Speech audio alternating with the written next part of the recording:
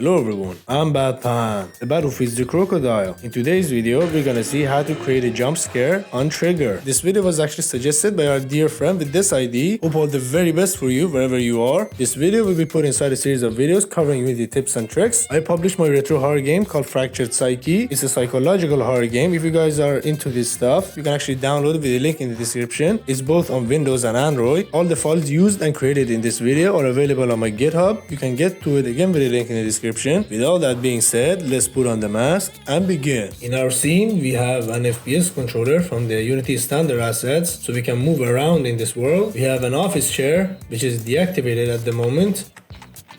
I gave it a mesh collider and a rigid body with these settings. You can give, different settings. And what it does is when I start the game, it starts dropping from here to the ground. And by default, it is deactivated. So when I go inside a trigger, it gets activated. I'll just deactivate it right now. And I also have a simple camera shake script that actually shakes the camera when I want it to. You can, you can see it right now, or you can also download it with a link in the description. I'll leave a link in the description to all of these files in my GitHub. What you gotta do is you're gonna take this script and you're gonna, give it to your camera. My camera is on my FPS controller. This is my camera. I'm gonna give this script to my camera and it's gonna run the function whenever I call this void. It's gonna, do it for 3 seconds. By default, you can give different values. You'll see in the upcoming minutes. No worries on that. And yeah, that is it. What we need now is we need to go to this office chair, down of it, like right here. Before we get to it, we need to add a trigger point. So when we go inside it, it's gonna,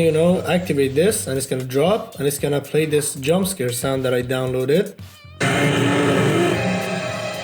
And it's gonna shake the camera, and yeah, that is it. That is just what we're gonna do for this video. So I'm gonna, go down here. I'm gonna right click here and create a 3D cube. So 3D cube, and I'm gonna look and I'm gonna place it a little bit above the ground. Right here is okay. I'm gonna scale it this way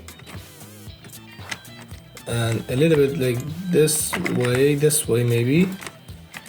I'm gonna make it, be behind the chair, so like right here is okay. And we need to make it a trigger, so I'm gonna go to this cube properties in the inspector tab, and in the box collider I have to check is trigger, so we know that this collider is actually a trigger and we can go inside it. Then I'm gonna deactivate the mesh render so we don't see the cube, like right here. We just have to give it a script, so I'm gonna create a new folder. I'm gonna call it scripts. I'm gonna put this script inside this one as well. I'm gonna create a new C# script. I'm gonna call it, since this is the 5th viewer scenario video, so I'm just gonna say viewer scenario vs5 trigger script. Double click to open it up. In this script, we don't need void start or update, so we can remove those. The only thing we need right now is a void on trigger enter. So void on trigger enter, you see it has a value for it for when we are inside the collider. We want to only do this function once, so we need to add a boolean up here. You'll see in the upcoming minutes. So what do we want to do when we are inside the trigger? We want to only do it once. We want to active camera shake. Before that, we want to active chair.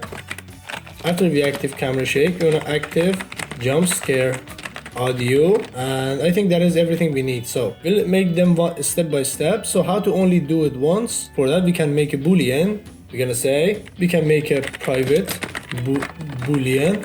I'm gonna call it done once, which is false. Up here, we're gonna say if done once is false, we can go ahead and do it, or we can just say if done once return. So what it does is, if we have done this function once and our do it once is true, we go ahead and we don't ever do it again. And down of it, we're just gonna say done once true. So by default it is false. It's gonna run this once.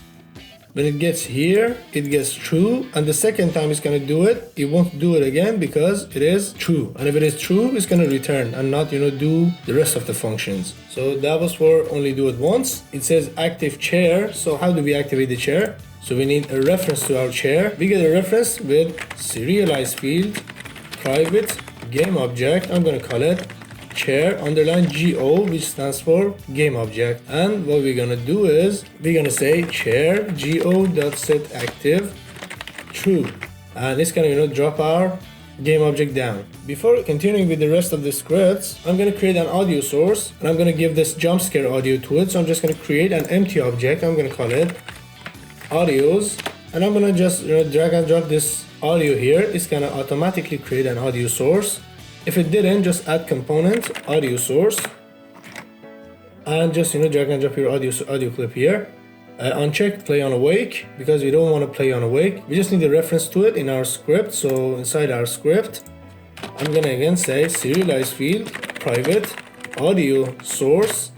I'm gonna call it JS jumpscare underline source. And to activate this audio, we go down here and we say JS source dot play, and it's gonna play that audio. So now for the camera shake, we need a reference to this script that we added to our camera, the simple camera shake script. So we can go inside it and call this shake void. To do that, we can get a reference up here by saying serialize field private simple camera shake. We have to give it the script name, and I'm gonna call it shakes underline script. Down here, when we want to activate it, we just say shake script dot shake.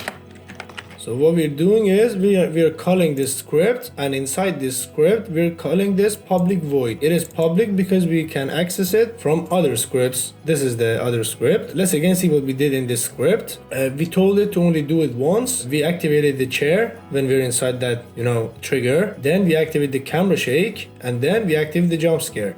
By default, this shake has a duration and an amount that I set to 3 and 0.1. You can change it from here, or when you call it, you can, tell it some values.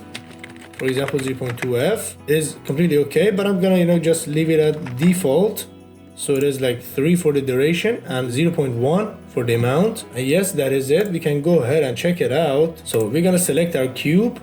I'm gonna call it trigger, and we're gonna give it this VS5 trigger script. It needs some references. For the chair, we can drag and drop our office chair in here.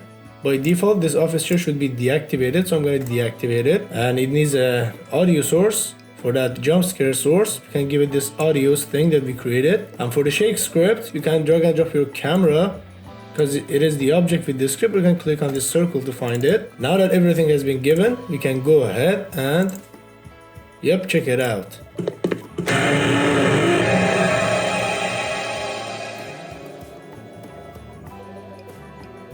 That was it.